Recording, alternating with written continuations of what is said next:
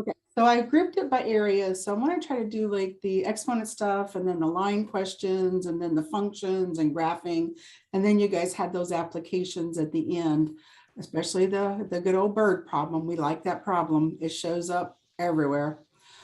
So then there should be some time where you guys have some questions. If you have something of your own that was giving you some problems, feel free as we go through. If you know, I'm going to ask if you guys know what to do, if you know what number goes where. This is not just me talking at you. I would like you to participate as you know, as much as we can and still kind of stay within our hour-and-a-half limit, but we should be fine. So any questions going in? Feel free to turn your cameras on. And like I said, if you have questions, feel free to ask.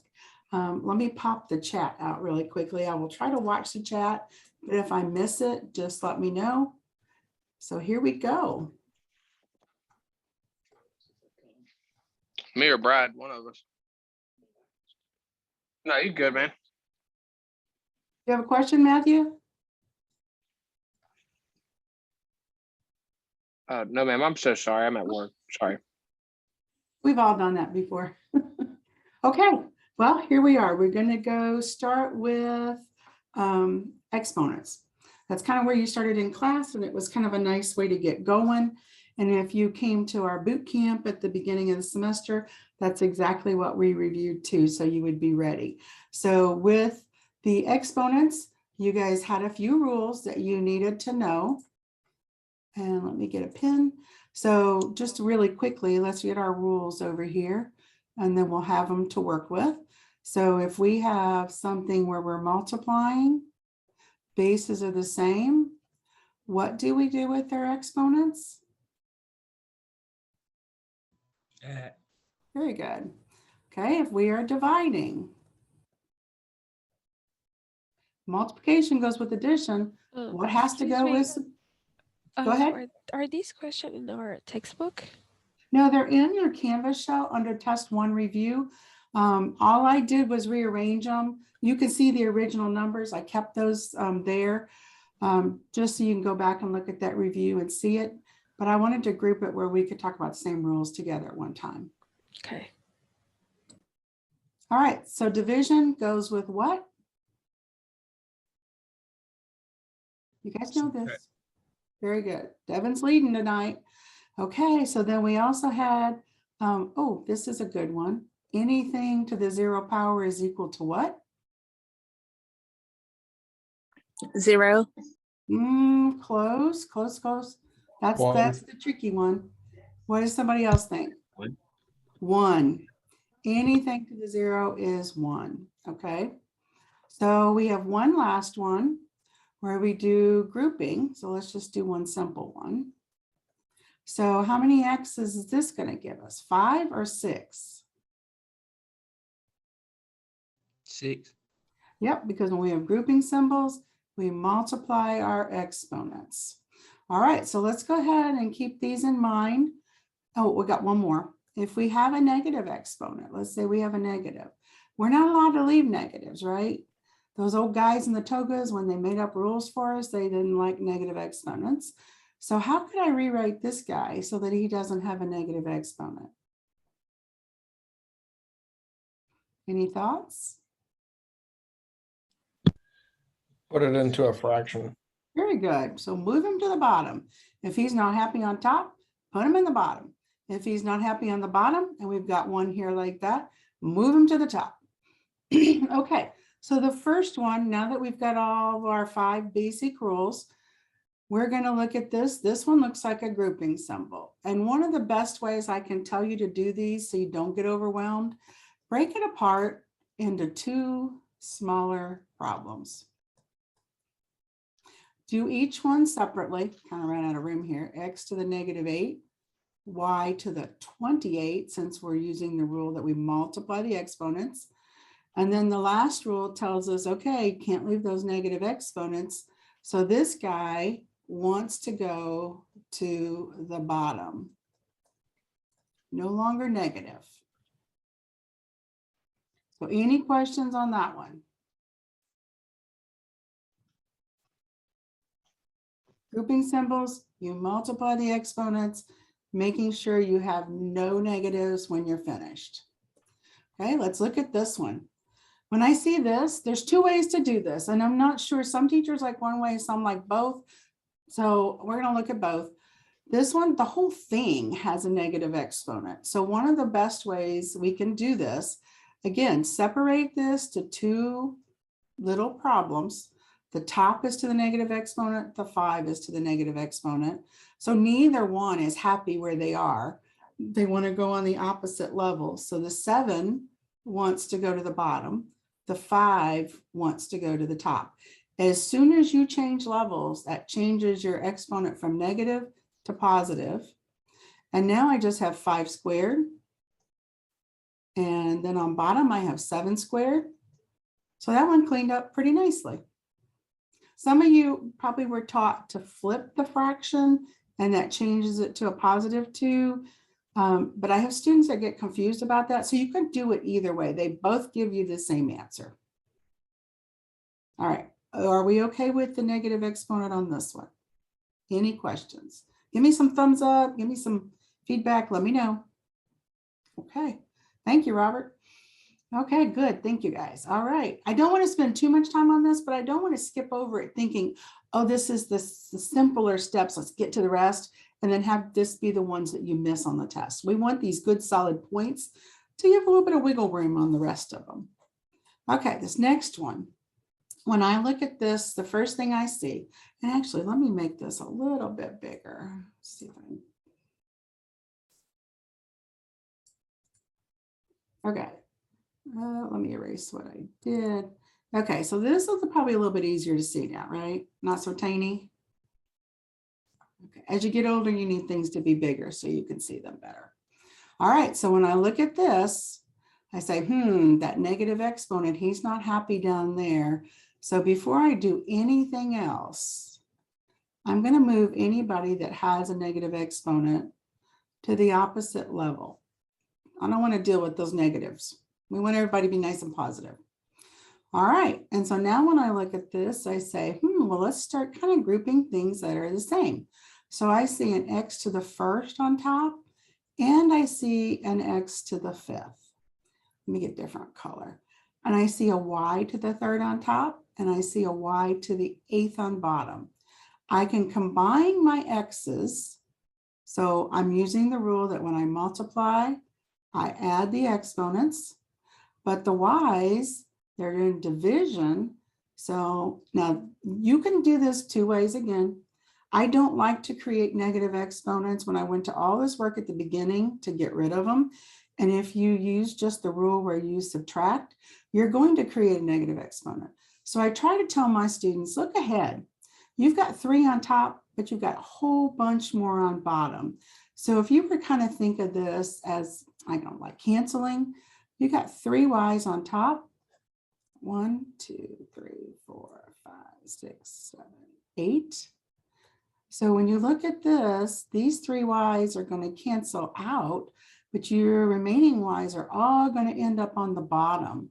So if you look ahead a little bit, on the bottom, 8 minus 3 gives me a 5. Okay, how are we doing?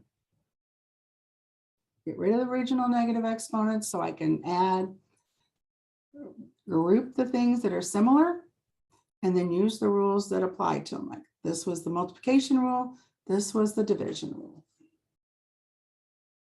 Are we good? If not, say so, and I'll approach it differently. So I'm good. you're good. Okay. All right. So this one is not going to go with me. All right. So the next one is about exponents, but this one's a little tricky because this exponent, this square root, acts like a grouping symbol. So we know when we're doing grouping symbols and things like that, we always have to clean up the inside of the grouping symbol.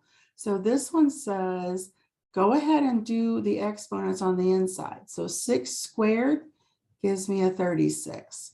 8 squared gives me a 64. Add up the inside, I get 100. Now I can deal with the square root. And this one ended up being nice and pretty. And a lot of the ones on your test aren't going to be horrible ones either. So, all right. Everybody okay with this one? Okay.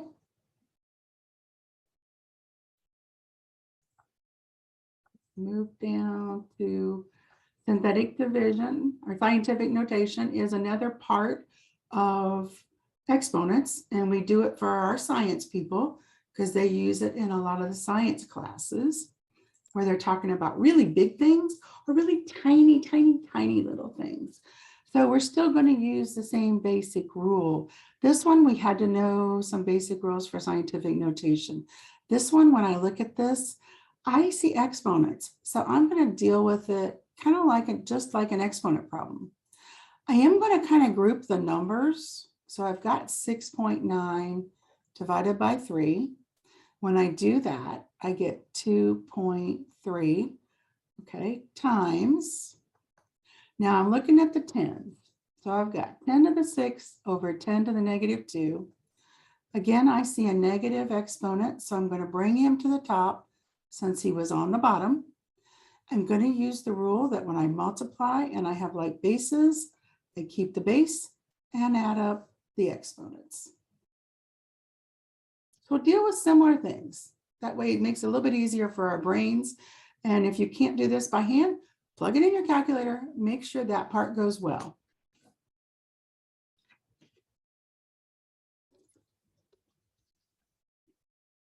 All right, so this is in scientific notation, but the tricky thing up here said, don't stop in scientific. Be sure you write this back in standard notation. Standard notation says you don't have any 10 to whatevers, you just have a number. It's just the standard numbers that we're used to seeing. So this is a nice positive exponent. So this means this was a big number. So what we're going to do is take this original number, the 2.3, and I'm going to move my decimal place 8 steps. So it needs to get bigger. So I don't want to move it to the left. That makes this a smaller number. So 1, 2, 3, 4, 5, 6, 7, 8 steps. This is where my new decimal is going to be. And every place that I don't have a number gets filled in with a 0, like a placeholder. So if I were to write this number in standard notation, 2, 3, 1, 2, 3, 4, 5, 6, 7 zeros. And then if you want, you can go back in and put your commas every group of 3, just to kind of help you read it. So do the exponent work, and then be sure you watch how they want that answer put, because we're tricky when we make up these multiple choice tests. I bet the scientific notation answer is there, and I would bet the right answer is there. So be sure you watch and see where they want you to stop and leave this guy. All right, so positive exponents go with big numbers. So that means negative exponents go with our tiny numbers. Now remember, for scientific notation, your rule was one number, one digit in front of the decimal.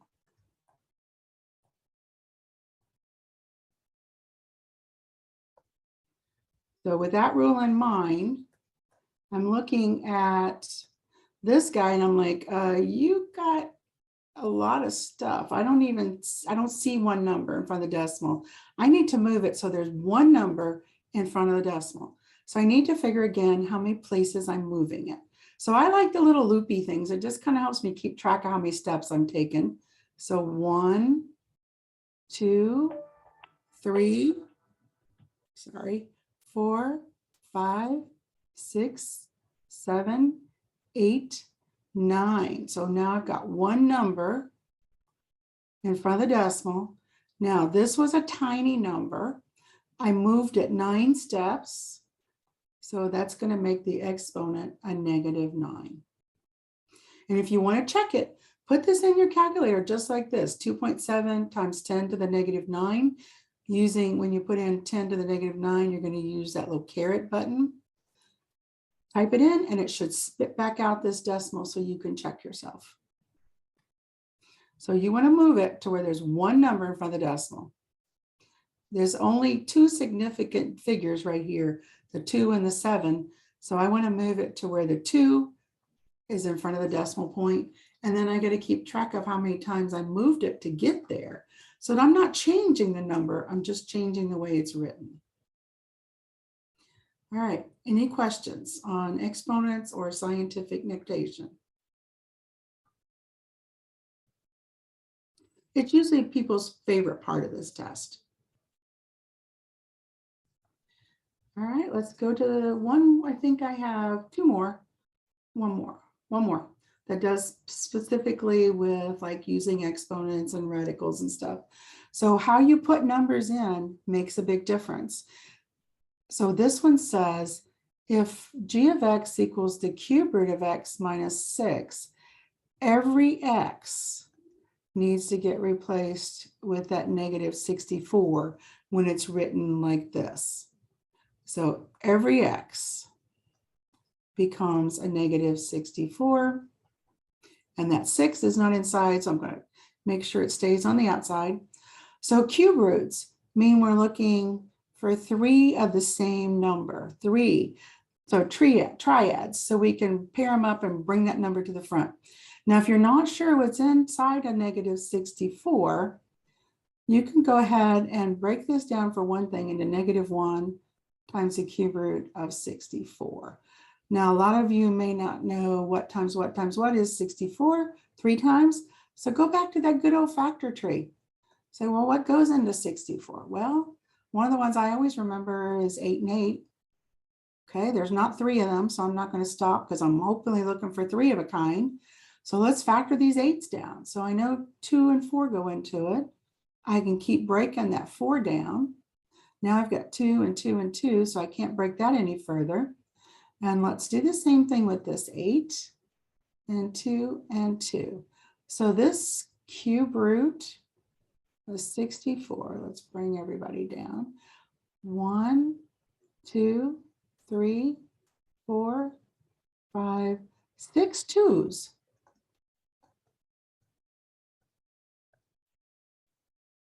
So now cube roots say, okay, find me 3 of the same thing. Well, here's 3 of the same thing.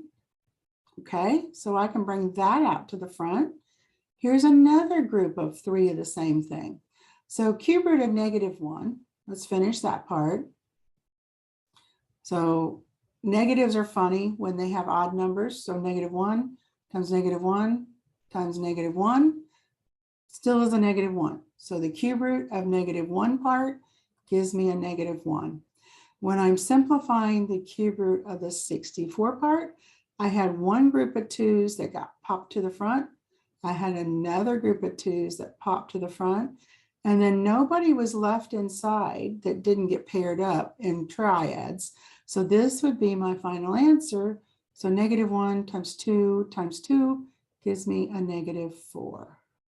Oh, I'm not done because I still got that 6. Get rid of that circle. Come on. So now I got negative 6 from the first part. Negative 4. Bring down the negative 6. And that combines to 2 negatives, add them up, keep their sign.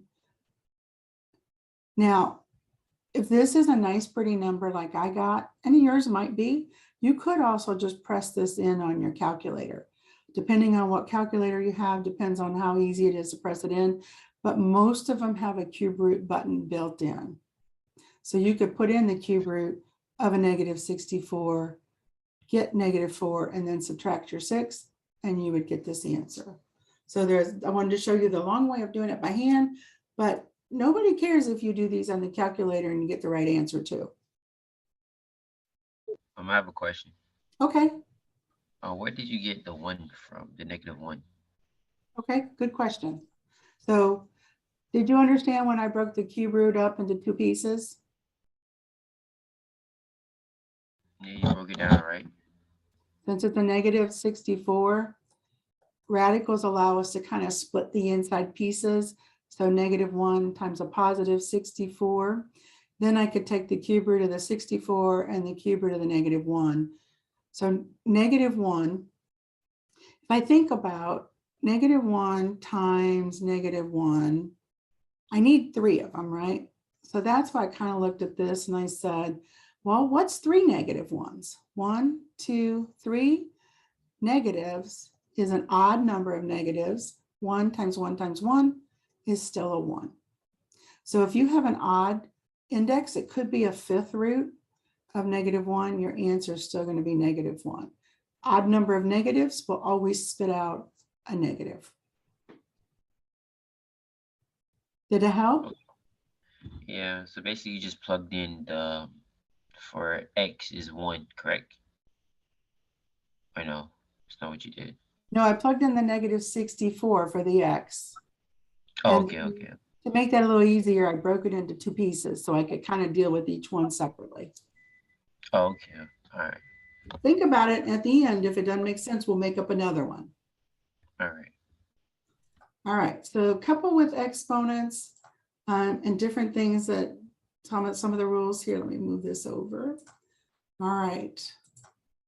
So this one's tricky, and they like to put this on the test just to see if you're paying attention to the order of operations. Now remember my good old Aunt Sally, so please excuse my dear Aunt Sally. So Aunt Sally says, are there any parentheses to deal with? No.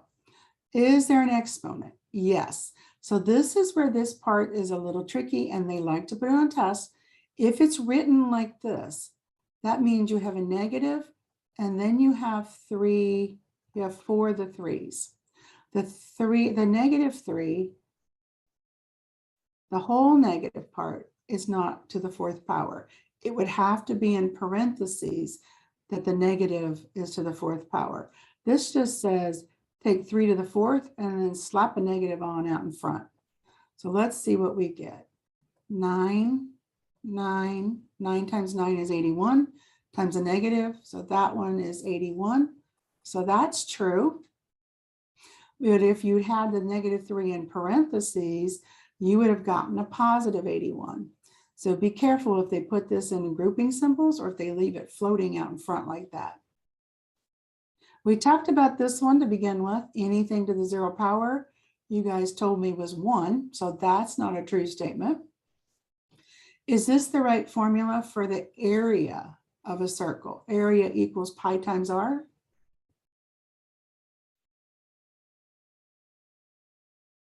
No. No, it's missing a square, isn't it? So that's not true. Okay, here's another tricky one. Let's see. F of -7. So every x becomes a -7. We got these absolute values on the outside.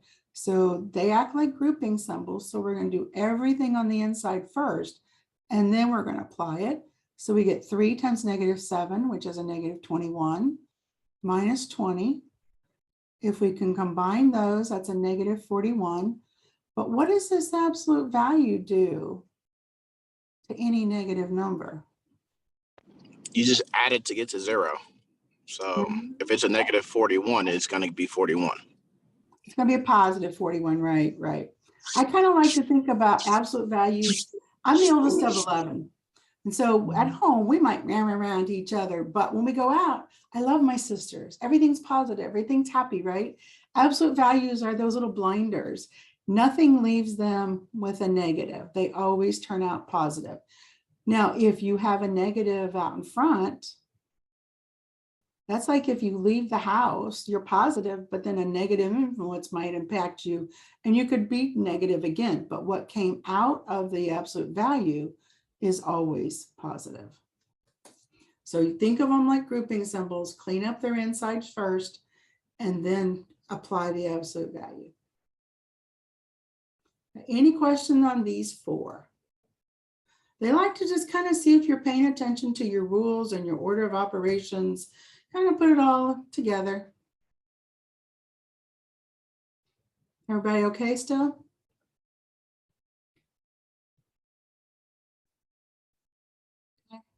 Thumbs up there. So let's go ahead and go to the next area. All right, so the next one is talking about lines. You guys had several formulas when you dealt with lines.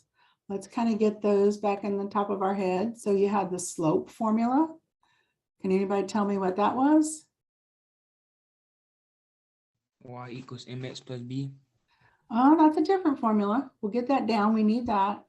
Okay, Like- that's our slope intercept. Is it x1 plus Y x2 sub Almost. divided Tyrese, by Y1. Y sub 2 minus Y sub 1 equals M and top in parentheses times X sub 2 minus X sub 1. perfect. The X's have to go on bottom. Hang on a second. Or my Boss is on the phone, so let me see what she needs. Hello? Hey, I'm in a workshop right now. Can I call you back? Okay. Thanks, bye. Okay. So good. So you guys kind of remembered that one. Some of you had a little bit turned around. Remember the Y's go on top and the X's go on bottom. Another way you can think of this, we talked about this being like rise over run. All right, so we've got two of the formulas. There was one more. Does anybody remember what it is? Was Y sub, oh wait, yeah, Y sub 2 minus Y sub 1 equals M times X sub 1, X sub 2 minus X sub 1 in parentheses. You're very, very close. That's the third one, I think. One set of subscripts here. One of the X and Y get, some of them get none. So it'd be Y minus Y1, M times X minus X1. Now, some of your teachers may have gone ahead and added the Y, and so you may have learned the formula this way, where the Y was just gone ahead and moved over. So you talked about positive slopes, negative slopes. You talked about things with zero slopes and undefined slopes. So as we go through these, we should hit a little bit of everything. Oh, you also talked about parallel and perpendicular lines. So I think there's some of those on here too. All right, sometimes all they want is the slope. They don't want the equation of the line, so you don't have to go all the way through the process. This one just says, give me the slope. So I'm going to grab the slope formula. Now, what I found really helps me is if I label these points. My first point could be x1, y1. That means the second point is x2 and y2. So the first x, second x. All right, let's plug them in. So the second y was a 12 minus the first y. Second x was a -5 minus the first y. Oh, they did that double negative thing on this. So 12 minus 7, that part's pretty straightforward. You see this happening on bottom? We have double negatives. So first thing I'm going to do is change those to positive. Two negatives always give us a positive. Now I can go ahead and combine the numbers. And I see -5 plus 3. So the larger number is negative. So I'm going to one negative, one positive. So I take the difference and use the sign of the larger. 2 doesn't go into 5 evenly, so I'm going to leave it just like that. Be careful when you label these so that you put them in the right order, because if you switch the order of some of your X's and Y's, you might get a positive 5 halves and you will have done all this work and get the wrong answer, and that would be sad. All right, questions on this one?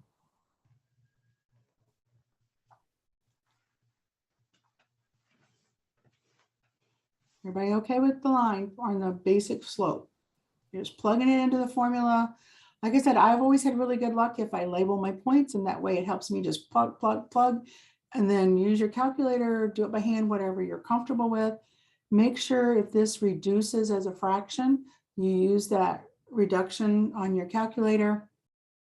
And if you don't know how to do it on your calculator, sign in for tutoring and one of us can help you, because all these calculators reduce fractions unless you're using like a very basic one that only does like add, subtract, multiply, and divide. Okay. What kind of a line does not have a slope? So let me draw the 4 kinds of lines. This one. this one.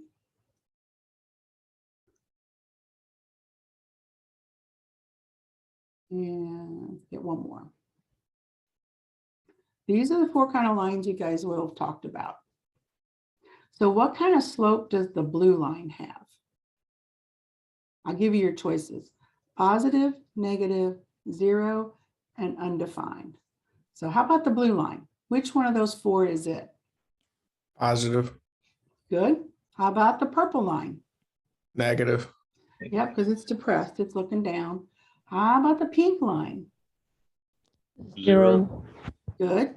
So that only leaves undefined for this kind of line, doesn't it? That nice vertical line has an undefined slope, because if you think about when I talked about rise over run, oops, can't read my own writing. Rise over run. This one goes up and down a lot, but it doesn't go any sideways, does it? It doesn't move in the X direction. So I could put, it went up 5, whatever, 5 divided by 0 is going to be undefined, isn't it? So keep in mind, you only had 4 kinds of lines. So as you guys are looking at these and trying to figure out what they're asking you, if you can identify 3, well, then that's kind of by process of elimination what the last one has to be. Any questions on these 2 problems where we're starting our line journey? We've got some more coming up, but I want you to take a second and see if there's anything with this that doesn't make sense. So which one does not have a slope? The 0 one or the undefined? Oh, I'm so glad you asked that. I was hoping somebody would. This means the slope is equal to 0. The 0 is a number, right? So that one's great. It's the undefined one. We can say it's undefined or at no slope, because we can't calculate it. It doesn't make sense to calculate the slope when I end up having to try to divide by 0. Excellent question. Because sometimes they'll say which one's undefined or which one has no slope. Everybody else has some kind of slope. This will be just some positive number. This will be a negative number. This one's nice and flat, nice horizontal line, has a slope of 0. This is your undefined guy. Okay, well, let's go ahead and keep going. We got more line stuff coming up.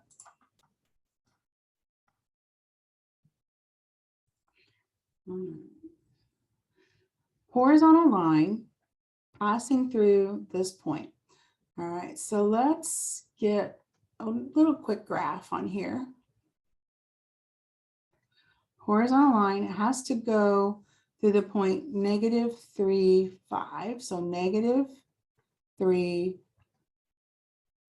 up 5. So this is the point that it's going through. So which way does horizontal go? What do you guys think? Which way would you go? Flat. It's just nice and flat, follows the horizon like a road or whatever, right?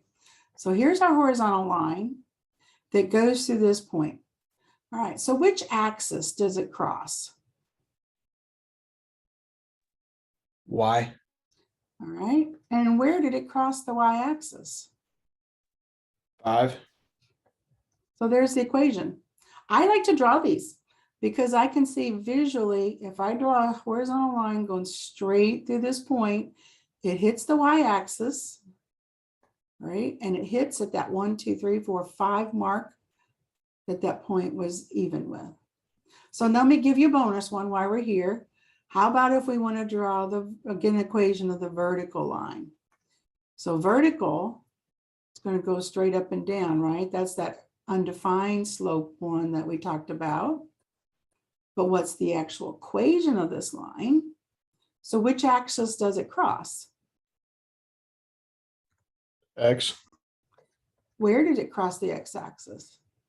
-3. And that's how you come up with their equations.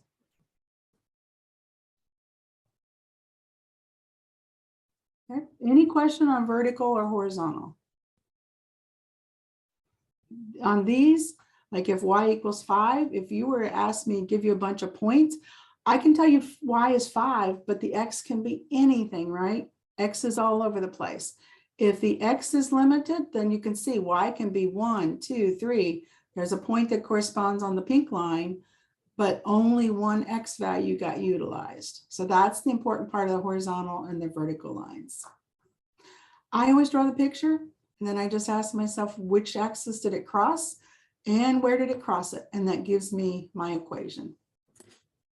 Don't complicate those. Okay, let's look at the next group. Now, sometimes on the test, they switch these things around and they make it weird. So we want to think about, is this a linear function? So we can cross out good test taking skills. Let's get rid of the ones that don't make sense. So to be a linear function, that means you had to have to the first power, right? And no exponents. And the X can't be in a fraction, in the bottom of a fraction.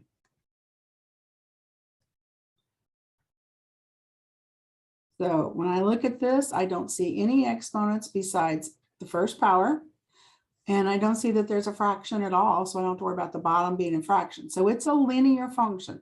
So right away, good test taking skills says, get rid of this. All right. Now, we're used to seeing f of x equals mx plus b, right? Or y equals mx plus b. That's the way we're used to seeing it. And so this, I think this this question is written kind of odd. I always have to think about it when I see this one. So when I look at this, they're saying, I believe what they're saying, they want A to be the slope and B to be that intercept. So think about y equals mx plus b. If I rewrite this guy in the right form, I can go ahead and change into y. So I got negative 5x plus 4. If I write the x term first, so it matches what I'm used to, that would mean my a is negative 5 and my b is 4. So here we go. So this one's really complicated. So take a minute and rewrite it the way you're used to seeing it. Somebody was really playing with our minds when they wrote this question up. All right, any questions on these 6 and 15? I think we have a couple more line questions and then we will go to, I believe it's functions next. All right, let's look at, we have, yep, 2 more line questions. All right. All right, so slope intercept form, that's the y equals mx plus b, because here's my slope, here's my intercept. Okay, so they gave me a point. So here's an x, here's a y, and they said the slope was 3. So the thing that I absolutely know without any work is the slope. So let's put that in. So lines need, it's kind of like you, we have a first name and we have a last name, right? There's 2 things that we need to describe a line. We need that slope and we need the y-intercept. Well, they gave us the slope, free, nice. They didn't give us the b, or they didn't give me anything that was, say, 0 something as a point. So I have to work for it.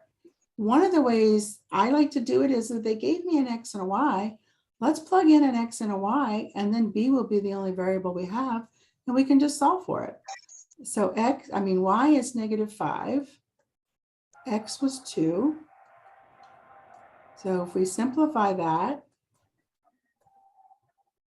so if negative 5 is equal to 6 plus b, let's bring the 6 over. So the b is by itself. Add those together. And so I get b is negative 11. I already had the slope. So now to write the equation of the line, 3x minus 11. All right. Can I also, I'm sorry. Go ahead. Can I also use the slope intercept equation? You can use the point slope equation. This was the slope intercept equation. That other one that we talked about, this one, you can also Yes. use it.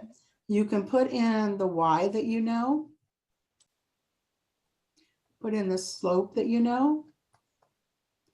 And if you simplify this and get the y by itself, you'll get the exact same numbers. Okay. It's nothing else. You could use one and check the other, you know, use it to check your work. What was that 0 and b? So this is if you're given a y-intercept, it would look like a point, 0, comma, some number. Oh yeah, that's true. This one, right? Because if it's a y-intercept, it hits the y-axis somewhere. So we don't know what the y is necessarily, but the x had to be 0. And so sometimes they'll give you that b, but they're tricky about it. And so that's kind of like with the next point. With this one, we're looking at perpendicular lines. So that's a different idea, but they gave us a point still. So we can label this as x and y. But when I look at this point, I'm like, wait, if the x is 0, that means my b is 4. They gave me the b. Great.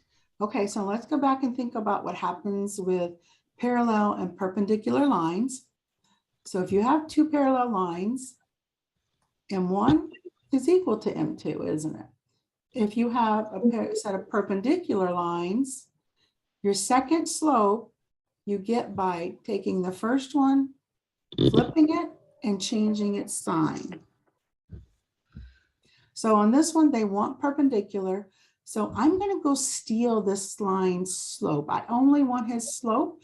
I have my own intercept. I don't need his. I'm never going to use that part. I want his slope. But if I want perpendicular, I want to flip it and change it to a positive. So I change his sign. So now I have the slope and I have the intercept. Sorry, that's my husband. I'm in the middle of a workshop, hon. Okay, bye. So there's my equation of my line, because it needed to be y equals mx plus b, because they said slope intercept form. So slope intercept. I think by turning this one upside down and changing its sign, that gave me the slope. And the point that they gave me had the intercept hidden inside of it. All right, questions on this one?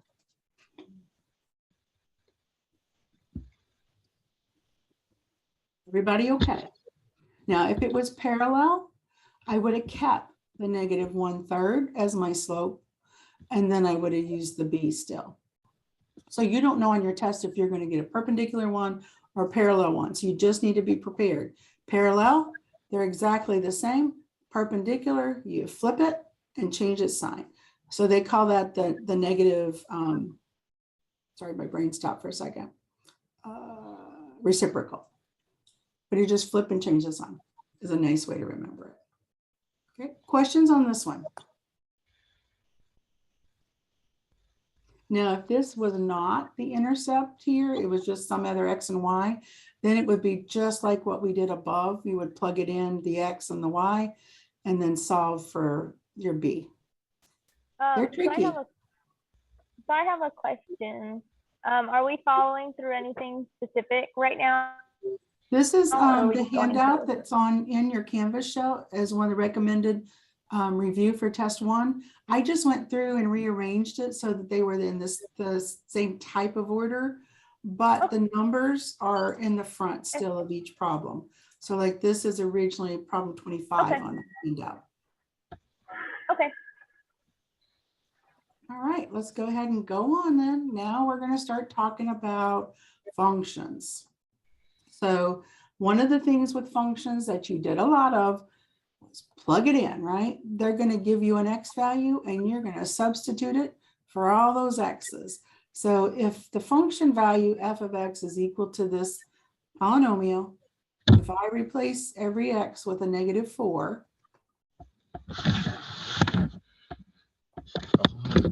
that's what that means, right? If it's in the parenthesis following your function, it means every x gets translated and changed over to a -4. And then I just have to simplify all the pieces. So -4 times -4 gives me a +16. 7 times a -4 gives me a -28, and then bring down the -3. And then if you go to your calculator, let's see, I'm going to group my negatives so I can do it by hand. I have 16 minus 31. Difference between those is 15, larger number is negative. You could just straight right here, go to your calculator, plug it in just like this, and you still should get this answer. Okay, any questions on that one? Any number they stick in a parenthesis like this, they're saying substitute, plug it in. Every X becomes something new and different. All right, the next one that's on here, one of the things you guys talked a lot about is being able to look at something and say, is this a function? Does it have that special relationship where every X only got to go home or only got paired with one unique Y? If, let's call it Y1 and Y2, if X cheated on its Y value with another Y, that's not a function. So you guys had a nice, really quick way to do this using that vertical line test. So let's see, if this one, if I put a vertical line anywhere on this picture, does it cross twice? What do you guys see? It does, doesn't it? So you say, no, you are not a function.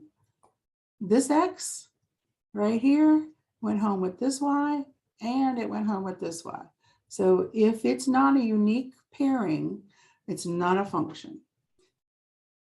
So if they give you just a bunch of points and you're not sure, graph them real quick, see if it fails that vertical line test.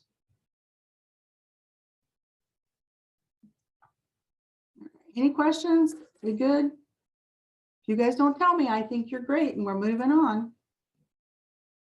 Okay.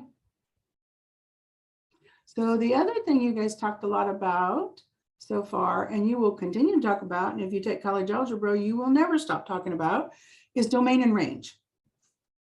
So domain, range. Which one goes with the X's? The domain or the range? Domain.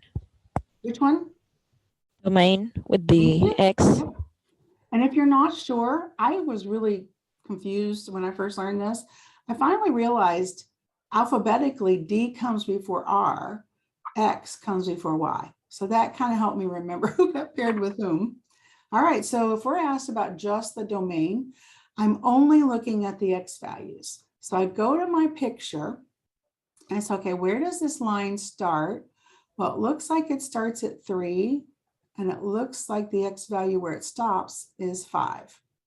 So then you also had where you tell me, I can't see the picture, sometimes is what we're doing. You need to be able to tell me, how do I know that this was an open circle and this was a closed circle? What did you guys talk about for this point, this interval? What can I put with the 3 that would indicate that it was an open circle? Parentheses. Okay. Now the 5 though had a nice closed circle. So what could I put on its end? Bracket. Perfect. So if open circles, always go with parentheses. Closed circles, go with brackets.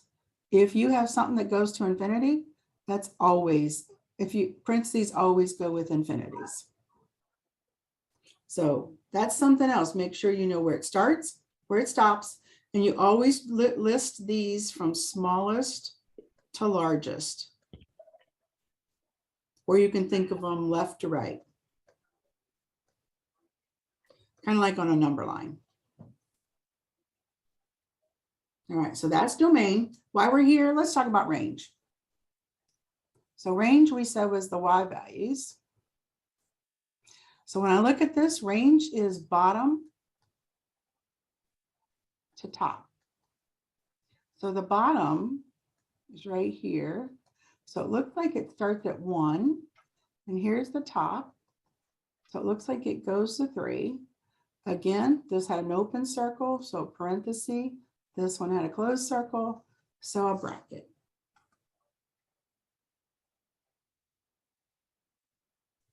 Right, any questions on this picture?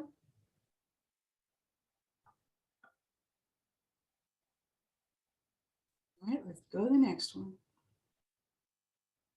Okay, they love to put this one on there, and I want to make sure you guys understand what they're saying. This was some function that they graphed, and they're asking you, if you had to list things, we know that inside the parenthesis is the x. What value do you see on the picture? When x is 1, what is the y value? So when you look at this, I'm going from x is 1, and I'm going to go to where I hit the line, and I stop. And then I go over here, and I say, what's the y value? 4. So you don't have to calculate anything. You just have to walk the path to get to the line, and then go over to the y-axis and see where it corresponded. Okay, so while we're here, let me ask, what's f of 0? What do you guys think? Yeah, 3. 3. So when x is 0 is right here, right? What's the y value? 3. So once you see it, you say, oh, this is one of the cheapest questions on the test. I don't have to do any work. I just walk my path. But to be honest, some people struggle with this picture. So make sure that you get to the point where you can understand it because you know it's coming. All right, let's look at the next one. So now here they didn't give us a picture, but they said, come up with an equation. So one thing you can do is you can just try some of the points and plug them in. You could try to come up with what's the slope, what's the y-intercept.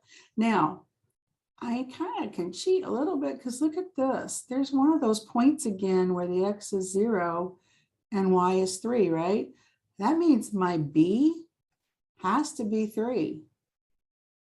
Without even knowing what the slope is, that has eliminated all of these guys because this is the only one that has a b. So the cheapest way, if they give you this intercept point, you're looking for 0 and some number, remember that 3 is equal to the b in your equation. So you're going to make sure, and they may have a couple that had 3. So that might just be the first step to try to identify it. Now, one of the quickest ways besides problem solving with this test taking skills here, you could just plug in some points. Plug in the point, let's plug in a positive one. Plug in the point 523. And if I had plugged that into the first one, well, 4 times 5 is 20. That doesn't give me a value of 23, so I can say, no, you don't work. And so you can kind of work your way through that way also. There's a lot of different ways to do this. When you guys could calculate the slope using 2 points and using that formula that we had to begin with. Fortunately, they gave me the B for free, so I was able to use that and just jump right to the answer on this particular one.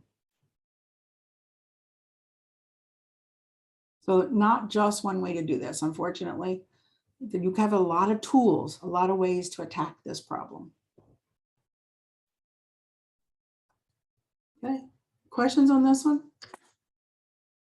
I always look to see though if they gave me something for free. If you gave me something with a 0, it meant that you give me a big clue that I can use.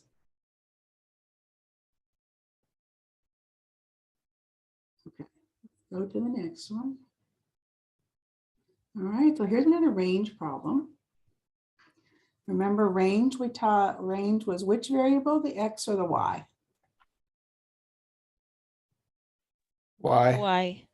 Okay, and when we did range, we go from bottom to top. So, and we're looking at the y-axis. So that means we're going up and down on this y-axis. So here's my bottom. And oh, does this one ever stop? Here's my bottom. How high does this one go? Infinity. Infinity, okay. Remember a while ago, I said infinities always get a parenthesis because that means we can get close, but then there's always one more number. We can keep going forever. So now I don't see an open or a closed circle down here on this -4. So what do I put over here with the -4? What do you guys think? Bracket or parenthesis? Should be Parenthesis. Parentheses. Is there an open circle? I'd put a Only bracket. if you see an open circle is when you print parentheses. If it doesn't have a gap or anything like that, you always put a bracket with it.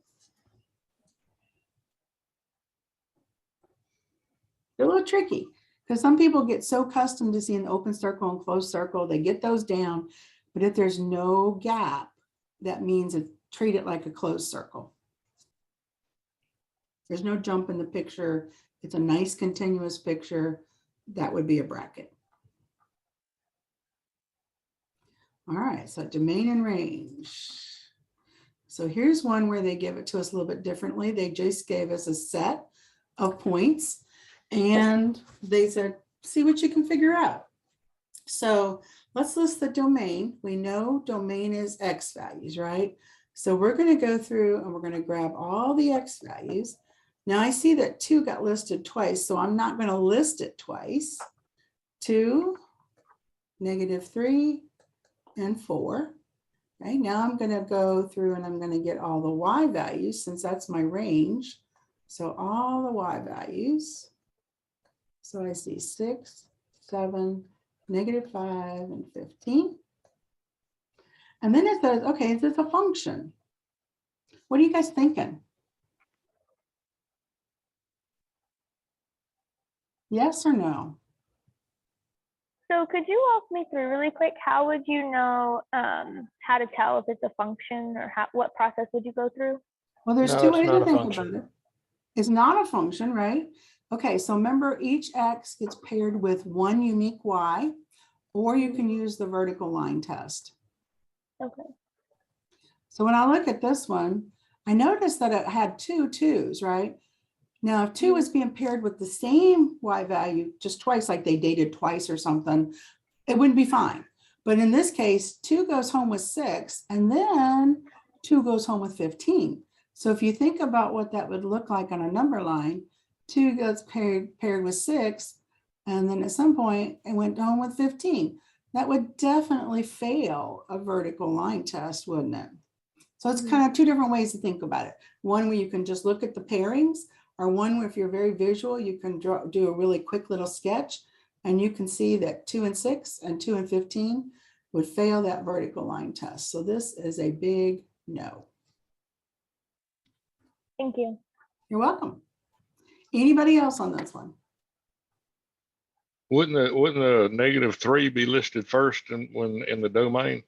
It depends. If they tell you list smallest to largest, yes. But if they don't tell you, I just go through and I list them. Okay.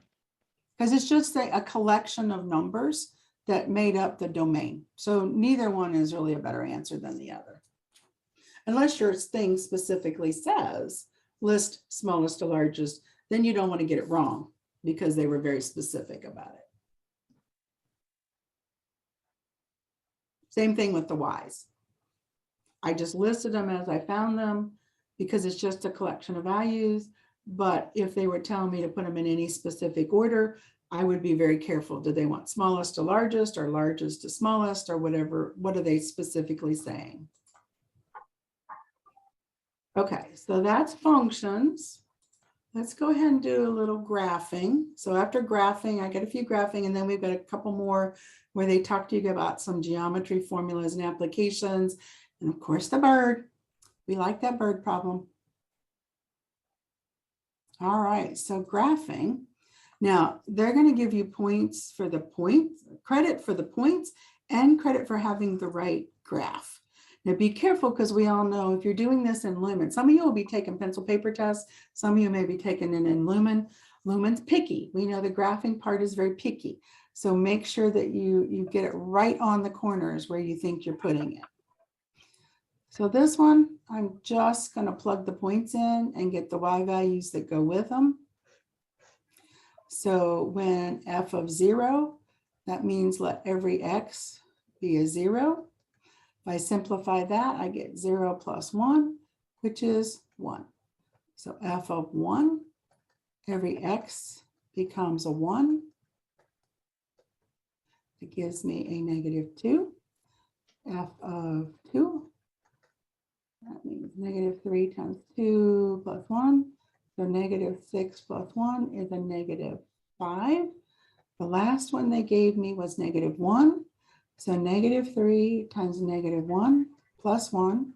So negative times negative is a +3 plus 1 gives me a 4.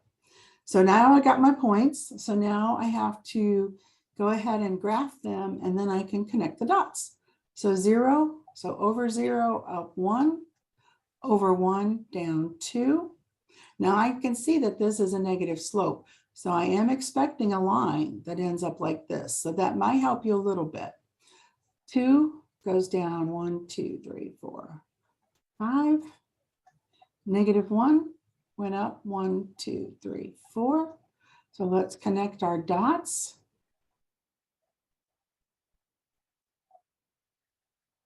And there's the line.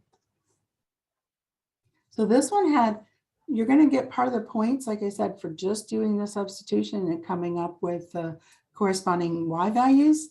And then don't forget to actually connect the dots. I've had people that got the points, put them on the graph, but never graphed and connected all those dots. The dots are just a tool to help us, connect the dots like we learned early on and get a true picture of what this line looks like.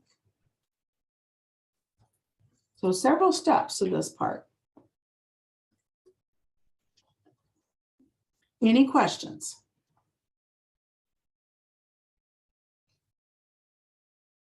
All right, look at the next graph. All right, so this one says, again, graph by plotting points. So I'm going to do the same thing, but now I notice this time it has a square. So can anybody tell me what this one predicting, kind of what it will look like? Parabola. It's a parabola. Is it smiling or frowning?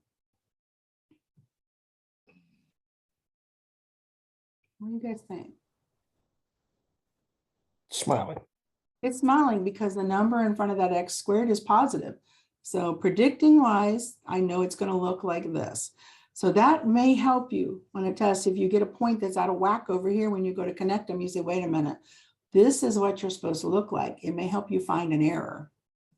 All right, so we're going to start plugging points in. So y is -2 squared minus 2. So that's 4 minus 2. So that's a 2. Put my lines in.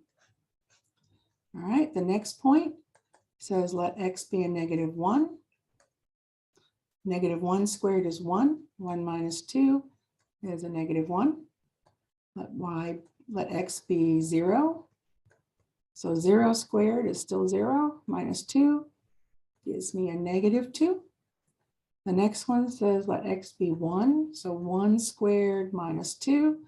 1 squared is 1. Minus 2 gives me a -1. The last one is 2. So 2 squared minus 4. So 2 squared is 4. 4 minus 4 is 0. Okay, so any questions on plugging the points in? Got to be careful with that square and these negatives. Make sure you're squaring the whole thing and not just the number without the negatives. Now we're going to plug them in. Let's plot our points. So -2, 2. So 1, 2, up 1, 2. Here's a point. Where did the -4 come from on the last one? -4 on the end. Shouldn't it be -2? Well, 2 squared is 4. Oh, thank you. Okay, good catch. I see it when I made a mistake like that. I would have found it when I graphed my points over here. Gotcha. If you can catch it earlier, it's even better, right? So 2. Okay, thank you. All right, first point was -2, 2 up here. Next point was -1, -1, 0, -2. It's kind of looking like a line, but I see a tiny little bit of curve coming in there. So 1, -1. Oh, look, that's good. It's heading back up. 2, 2. Now, if I had not caught that mistake, if you'd not caught that for me, I would have plugged in 2, 0. And I said, wait a minute, that's not symmetrical. That's kind of heading out this way. So sometimes you can find your mistakes like that when you do go to connect the dots, if you have predicted ahead of time what this thing's going to look like. So let's connect our dots. And this doesn't have to be, the utility tool and the Lumen's going to do it for you mostly. You just have to choose the right one and make sure it goes through at least 2 of your dots. All right, any questions on this one? That's our last graphing one. All right. Let's look at a couple that use like some geometry formulas, and then we'll look at that bird. Okay, so you have to know the formulas. You're not going to be given the formula for a volume of a cube. So can anybody help me out? What is the volume of a cube? Remember, a cube is this guy, right? It's very special, not very pretty picture. We know every side has the same length. 3xyz, 3xyz, 3xyz. What's the formula?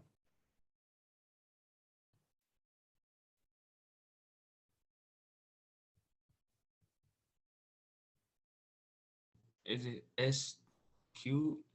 S cube, so side cube, or you could think of it as length times width times height, however it makes best sense to your brain. So we said the length was 3xyz, the height is 3xyz, and the length is 3xyz. Now it's volume. Volume is always cubic, right? Because it's 3 dimensions. So if this is a multiple choice test, go through and eliminate any that volume doesn't have cubic, because they'll put the right answer, but they'll put square units or instead of cubic units. So let's group the things that are the same. I have 3 times 3 times 3. I have 3 x's, and I have 3 y's, and I have 3 z's. So I can see my final answer, 3 times 3 times 3 is 27. X times x times x, that's an x, is x cubed. Y times y times y is y cubed. Z times z times z is z cubed. And I would be expecting to see cubic units on the multiple choices. Can't read my own writing there. So I have seen them put this answer and then put square units. And I've seen people get caught by this part and choose that, not realizing you got to keep in mind, you got to multiply it out, but because it's 3 dimensions, 3 is a cube, right? So look for the cubic units. And that's just one of those formulas you're going to have to know.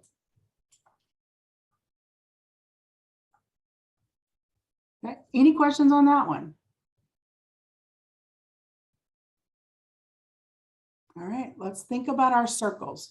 Now with the circles, you had 2 formulas that you were supposed to know. One is the area and one is the circumference.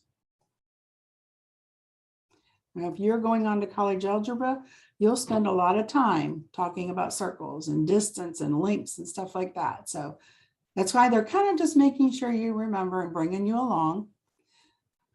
Okay, so what's the area of a circle? Pi r squared, Perfect.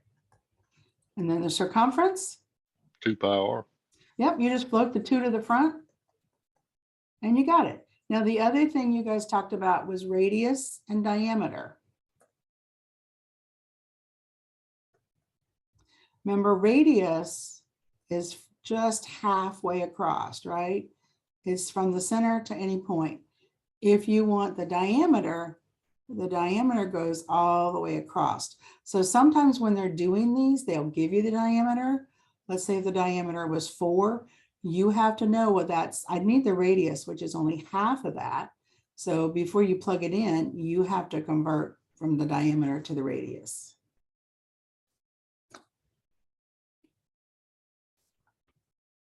All right, let's look at this bird.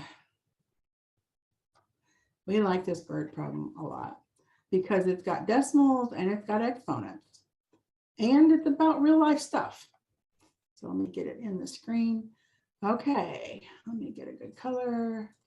All right, we've got this bird. Somebody went out and measured this particular bird and they found that if they knew the length of its wingspan, they could predict its weight. Now, weight is in kilograms and the length is in meters. All right, so this one has a wingspan of 0.85 meters. So if I plug that into the formula,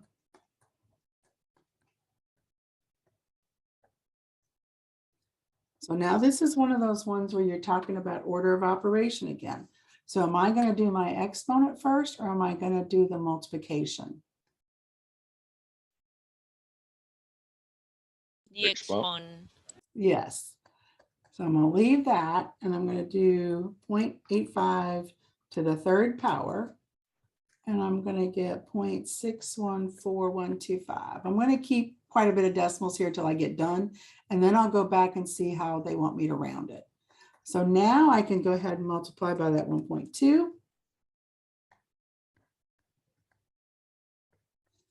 Okay, and they said now round it to the nearest hundredth. All right, so I need to round to here, which means the 6 is going to make that go to a 4. And some people are picky, some teachers are picky. I don't know, but this is kilograms for the weight. So you're just plugging it in. You could even go to step 1 and plug this straight in your calculator, and you would get this number, and then you just had to round it to get the answer. Now this is the part where they really like, what happens if the wingspan doubles? Everybody gut reaction was, well, if the wingspan doubles, the weight doubles. Tricky, because the weight is actually the length is being cubed in this formula. So if I take it and double it, we can take this number even, or we can take any number. So I want to do it for you, just leaving it as an L. So instead of L is going to go to 2L, right? Just doubled it, whatever it was. So now when I look at this, this looks like those exponent problems that we started off with. So I would probably rewrite that as 2 cubed and L cubed. Well, the 1.2 and the L cubed is my original problem, isn't it? But this 2 cubed is new. 2 cubed is 8. So I am going to end up multiplying what I started off with by an 8.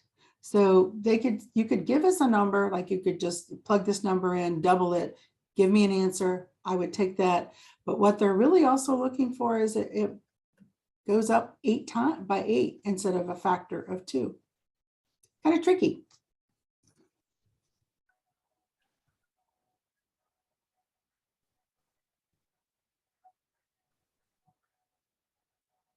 Do we have to include the unit of measure in the answer? If different teachers are picky about different parts of it. If it's a multiple choice, and I don't think this one, if it's a multiple choice, it'll already be there. If not, I would, just to be safe, if you can, remember you're doing weight. And since weight was in kilograms, go ahead and just put kilograms before you even solve the problem. And then you won't forget to put it on there. Okay, thank you. Teachers don't care, some do. I have to go, but I really would like to watch this. So where can I find this video? Well, once it gets back to me from Zoom, I don't know how long it's going to take. Sometimes they're quick and sometimes it takes a couple hours. I will send it back out to you guys. Okay, thank you so much. You're welcome. Okay, so that's what I had for you guys. Is there anything in particular, any questions that you want to ask about or look at?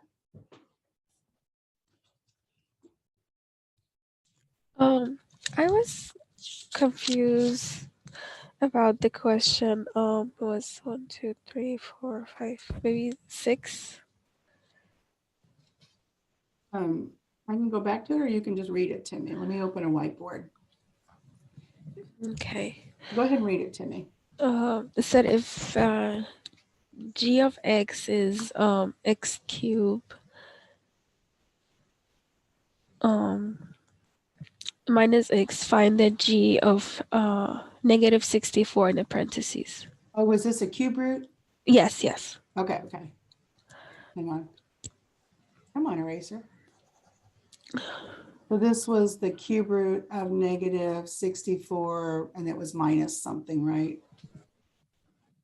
Let's just look at the negative 64 part. The other part was just extra. Okay. Yeah. So the way I like to think of this is I like to break the negative part off because it's easier for most of our brains to process the 64 and break it down. Huh? So if I look at -1, so -1 times -1, if I only have 2 of them, that pops to a positive, right?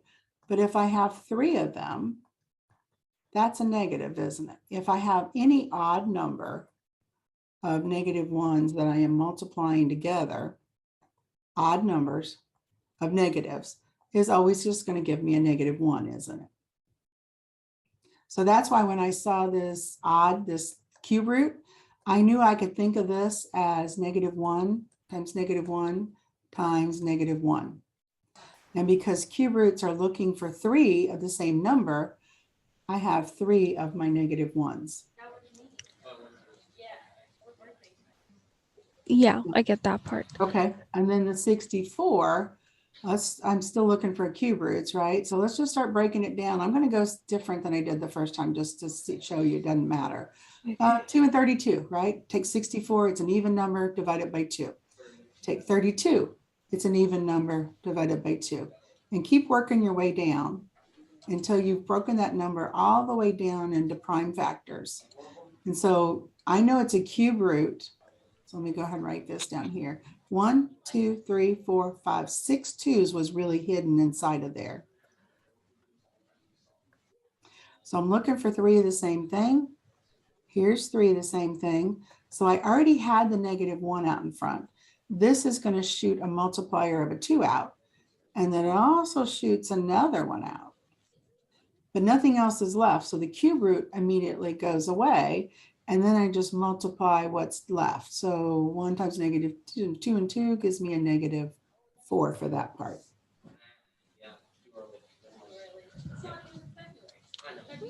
Oh, okay. Does that help? Is there Yeah. still something? Okay. And with the factor tree, you can see I started with 8 and 8 earlier. It doesn't matter. You're still going to end up with the right amount of factors, no matter where you think to start with that. Correct. Yeah.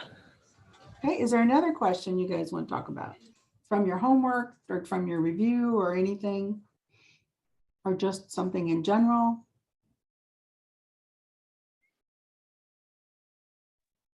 I had a question. It was on the homework, but I'm trying to find it real quick. Okay, let me stop sharing and you can share yours with us then. And keep in mind, if you guys still have questions, I can put the link to tutoring and then you can sign in for tutoring. You could be at home, get tutoring, or you can come into the Learning Commons anytime that we're home, or not home, but open. Home.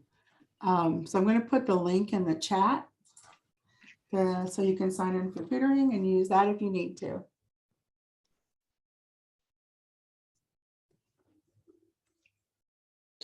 I have one more question. Okay. So it said write the answer in a standard notation, and it's 6.2 times 10 to the power of 3 all over 2 times 10 to the power of -2. That was in our practice test. So let's do the number parts first, right? So 6.2 divided by 2, what does that give us? 3.1. Okay, times, now let's deal with the exponent parts. We've got 10 cubed over 10 to the -2. I like to go ahead and bring the negative exponent to the right level. So on top, it's happy, it's positive. Bases are the same. So I keep the base, and when I'm multiplying, what do I do with exponents? Add. Yep. So there's my answer.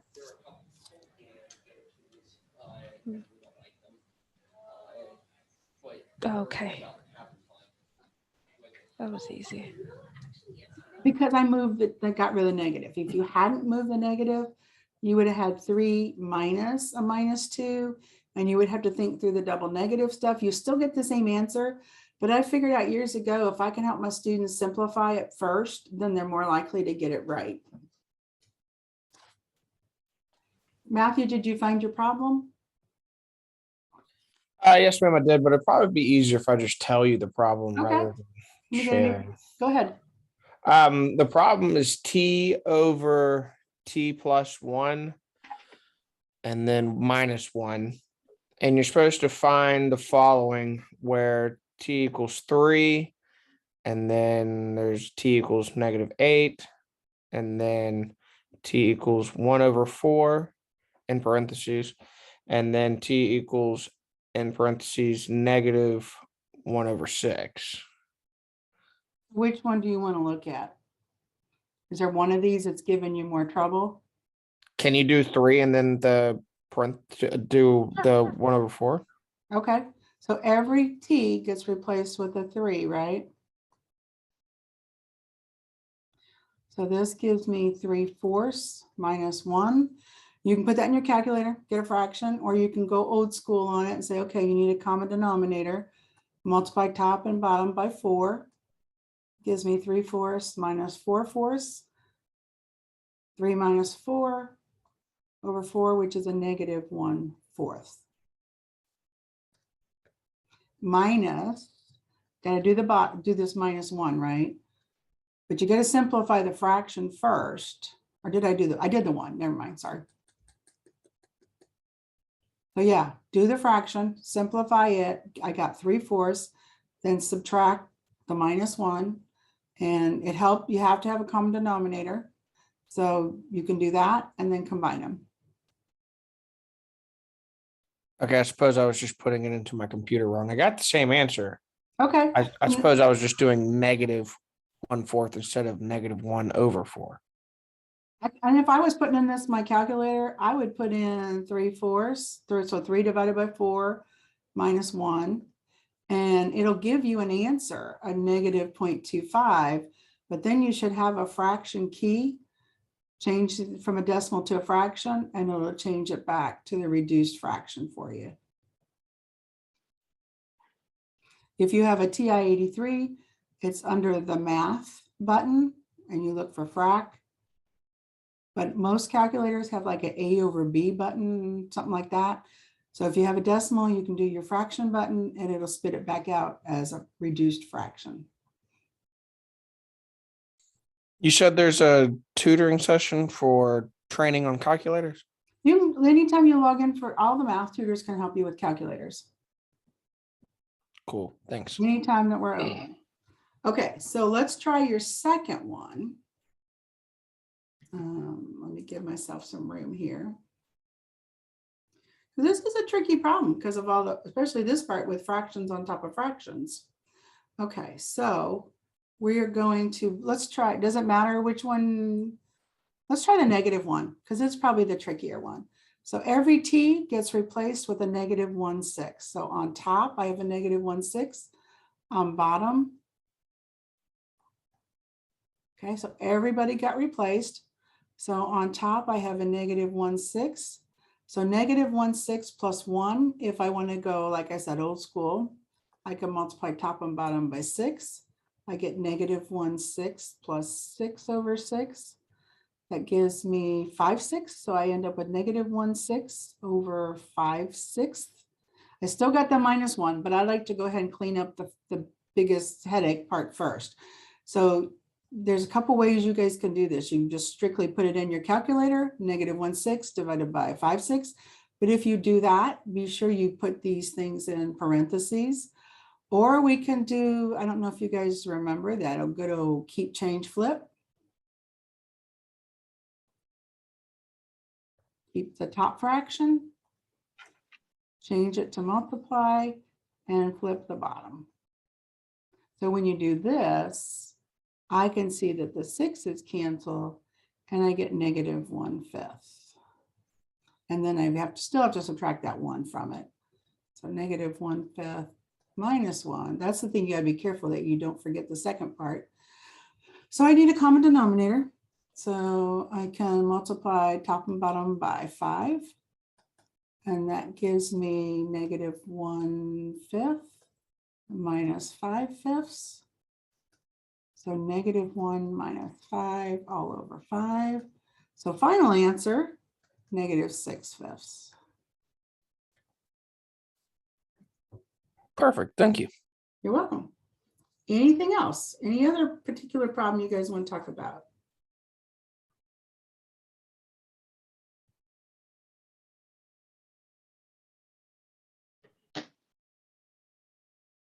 All right, well, I'm going to go ahead and stop recording then and stop. Yes.